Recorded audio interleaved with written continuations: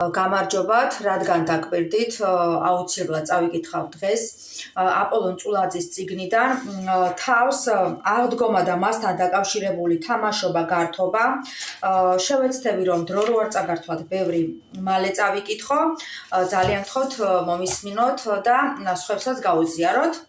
გურულს ყველა დღესასწაული უყვარს, მაგრამ კალანდასა და აღდგომას არაფერი ურჩევნია. აღდგომა პირველი გაზაფხულის დღესასწაულია, მასში ქრისტიანული წარმართული ერთმეორეში ლამაზად არის შეზავებული.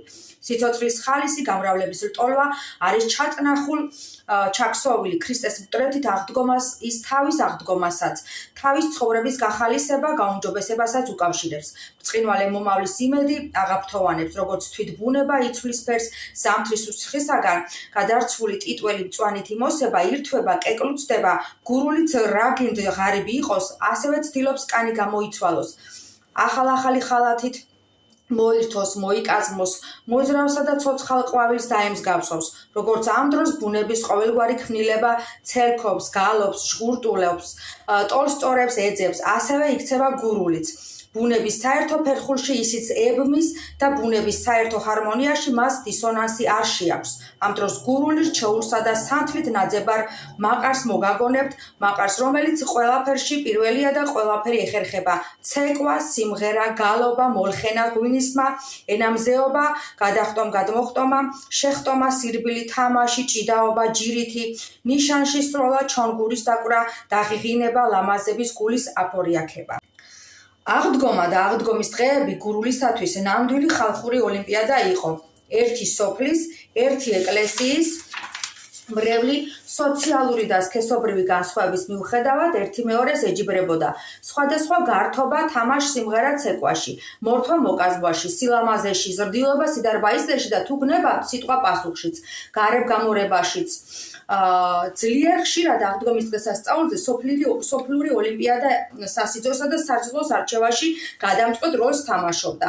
აქ ქალ-ვაჟის ყველაფერს ფასი ჰქონდა, ყველაფერი სასწორზე იწონებოდა, ჩაცმა, დახურვა, სიტყვა-პასუხი, გარებ გამორება, ჯარში თავის დაჭერა, გაცინება, დამთქნარება, დახველება, ცეკვა-თამაში, დაკვრა, ღიღინი, სიმღერა, მუხლი, მკლავის ძალა, იერი, თვალტანადობა.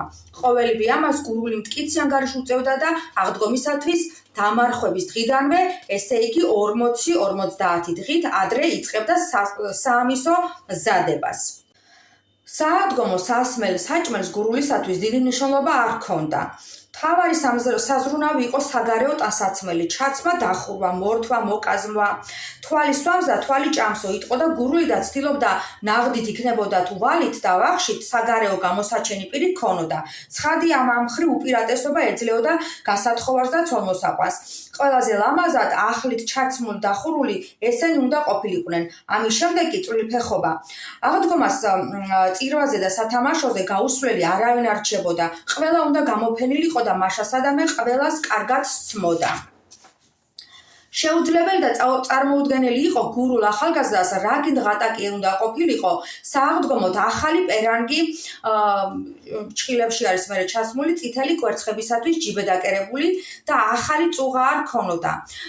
მაგონდება ჩემი სიყრმე, აღდგომაზე 40 დღით ადრე დამპირდებოდნენ თუ გამგონია იქნები სააღდგომოდ პერანგსა და პაპუცას, ანუ ჩუსტს გიყიდითო. იმჟამად არც 12 წლამდე არც ვაჟსა და არც ქალს არ ერცხვინებოდა მარტო პერანგის ამარაც რომ ყოფილიყო და თუ პერანგის საყელო გვირისტით იყო ნაკერი და მასთან ჯიბეც ჰქონდა, ის ხომ საუკეთესო ტუალეტად ითვლებოდა. ამიტომ დიდსა და პატარას აღდგომის გათენება ძლიერ უხაროდა. გურულს თუ უნდოდა რაიმე ფრიად სასიხარულო და სასიამოვნო აღენიშნა, იტყოდა აღდგომის გათენებასავით გამეხარდაო, ან კიდევ აღდგომის კვერცხუით მომენატრაო. ჩემთვის დღეს აღდგომის დღე არისო. ყოველივე ამის შემდეგ გასაკვირი არაფერი იყო თუ ყველა ცდილობდა თავის შეძლების სიყვარულობაზე აღდგომას მიგებებოდა. მეფართლე ვაჭრები საგანგებოდ იმარაგებდნენ სააღდგომო ხალათს. იაფფასიან, მაგრამ ხიარულ ჭრელაჭრულად ჩითეულს. ხარაზებიც თავისი ნოქრებით დღიანღამიანად მუშაობდნენ. კერავდნენ ლამას წუღებს, უძიროებს, საცეკვაოებს, შვიდაბაზიან ქუსლიან ბაშმაკებს, სხვადასხვა ზომისა და ფერის ტყავის ბურთებს. მეწრულმანეები აღდგომამდე 15-20 დღით ადრე გამოფენდნენ კვერცხის საღებავ ჭიაფერებს. მეფურნეებიც იძენდნენ საპასკე ქვისა და პასქის მოსამზადებელ სხვადასხვა მასალებს. აღდგომის 15-20 დღით ადრე საფართლო დუქნები მთელი დღე ვაჭრობდნენ. სოფლად დახელოვნებული ოსტადი მკერავი ქალები ღამეებსაც კი ტეხდნენ. გამუდმებით კერავდნენ ყაბას, ახალუხს, ჩოხას, გასამრჯელოს უფრო ხშირად იღებდნენ ნატურით ან ყანაში მიხმარებით. ზოგჯერ კი ფულითაც, უმეტესობა სჯერდებოდა ოჯახური ძალღონით შინ შეკერილს.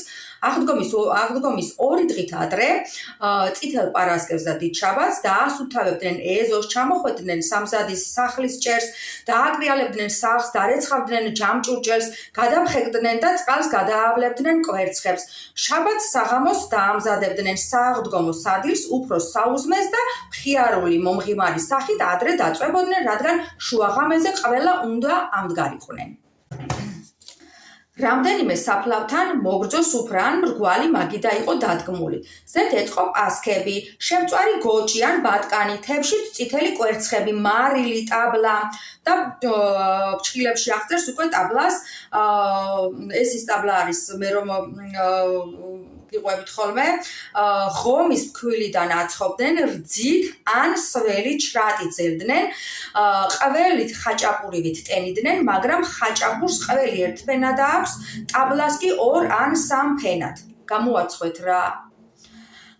დოქით ღვინო, იდო კიდევ მაგიდაზე. ეს საკურთხი იმ მიცვალებულს ეკუთვნოდა, რომელიც ჯერ მთლად გამოგლოვილი არ იყო. ყველა საფლავთან იმყოფებოდა თითო ან 2 ჭირისუფალი ქალი ან კაცი. მოზარდის თანხლებით. სწორედ შუაღამისას დაირეკებოდა ეკლესიის ზარი. მოხუცები ზარის ხმაზე სასოებით პირჯვას გადაიწერდნენ და დიდება შენ და უფალო იტყოდნენ. ჭრაქის ან ცეცხლის შუგზე ყველანი მოირთვებოდნენ, ჯიბეში წითელ კვერცხს ჩაიწყობდნენ და გარდა საფყრისა და მძიმე ავამტყობისა ეკლესიისკენ გაეშურნებოდნენ. გზას ინათებდნენ ზოგი მუგუზალი და ზოგი ვლისწყავის ჩირაღდნებით. ეკლესია და სასაფლაო მუდამ ერთად იყო. საფლავების უმცირესობას უბრალო მოგრძო რიყის ქვა ჰქონდა სასტუმლად. ზოგს კი ქვის ჯვარი. ყველა საფლავი განათებული იყო ჯვრებზე თუ ქვებზე მიწებებული შინ ჩამოქნილი წმინდა სანთლებით. იქვე ეწყო პატარ-პატარა ყვითელი კოჭით შეზავებული პასქა და შეღებილი სამ-სამი კვერცხი. აუცილებლად კენტი რიცხვის. ზოგ პასქაში ანთებულ სანთელს არ ჭობდნენ. ყველა სანთელი ერთიანად დიდი ზომის არ იყო. შემდეგ უკვე საუბრობს რომ ტარდებოდა წირვა და წირვის დამთავრების შემდეგ გამოდიოდნენ ეკლესიიდან, ერთი მეორეს ულოცავდნენ და იყო კვერცხებით ტეხელობა. რამდენიმე ჭაღარა კაცი სამრეკლოზე დაკიდებულ ზარს კვერცხებს ესვრის, თუ მოახვედრა მთელ წელიწადს მუცელი არ ასკივდება.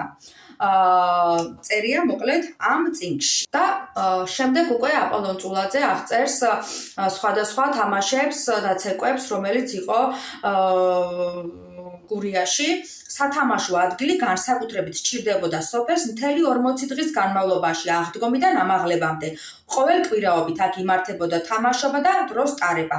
აღდგომის მეორე და მესამე დღეს კი განუწყვეტელი თამაში იყო. სათამაშოზე ყველაზე ადრე თავს იყრიდნენ ახალგაზრდები, 8-20 წლის ასაკის ვაჟები, ოლიმპიადას ესენი ხსნიდნენ. დაიწყებდნენ სხვადასხვა სახის თამაშს, ჯაფარიკას, ჭიდაობას და სხვა. მე ახლა ამოვწერე თვითონ რაც შემხვდა იმ თამაშების სახელები, რადგან წასაკითხად არის ცოტათი რთული, ანუ ტექნიკურად არის აღწერილი თამაშები როგორ ხდებოდა და სურათებს დავდებ, ანუ თვითონ ამ ფურცლების კომენტარში ვფიქრობ, რომ თქვენ თვითონ რო წაიკითხოთ, უფრო საინტერესო იქნება და უფრო კარგად აღსაქმელი იქნება. ესე იგი, ესე თამაშებს აღწერს ჭაკუნობია, ბურთის თამაში, ჭიდაობა, სასოფლო საქანელა, ეგრეთ წოდებული სიკონციალა, თოფის ნიშანში სროლა, ჯირითი, ძიმე ქვის სროლა და სხვადასხვა ბავშვური თამაშებიო. ახალგაზრდები უფრო ეტანებოდნენ ხელგაყრიასო. ასევე ყოფილა თამაში გაგდებ გამოგდებაი. ყოფილა ესე თამაში სახიობა, რომელიც ვაჭრობის მსგავსი თამაში ყოფილა და ქალურად ჩაცმული ვაჟები მონაწილეობდნენო. ასევე ყოფილა ხტომა და ამ ხტომის ერთ-ერთი სახეობა ყოფილა ნაბადზე გადახტომა. ჩვენ ყველა ვიცით, რომ ლანჩხუთლებმა შემოგვინახეს ლელობურთის ტრადიცია და მოკლედ არაფერ შემიძლია რომ ძალიან დიდი მადლობა გადავუხადო ლანჩხუთლებს ამისთვის, რომ არ დაკარგეს ეს ტრადიცია და შემდეგ მოკლედ აღწერს ცეკვებსაც, რომელსაც ცეკვავდნენ მაშინ გურულები, აღწერს ფარცაკუკუს, უძველესი ცეკვა არის ვამბობს, კალმახურს აღწერს, ფოთლით ცეკვას, ეს ძალიან სახალისო ცეკვა არის და ამის სურათსაც დავდებ კომენტარში და მოკლა გაცოცხლებაო, ესეთი ცეკვაც აქვს აღწერილი, მიმიკით ცეკვა და ფერხულით ცეკვაო. მოკლედ დღეს ეს იყო, რაც მინდოდა თქვენთვის წამეკითხა. ბედნიერ აღდგომას გისურვებთ თქვენ და სრულიად საქართველოს. ვინც არ მიცნობთ, მე ვარ თიასი ხარულიძე. ეს იყო ამონარიდები წიგნიდან, აპოლონ წულაძის წიგნიდან ეთნოგრაფიული გურია. დაგემშვიდობებით, ძალიან გთხოვთ,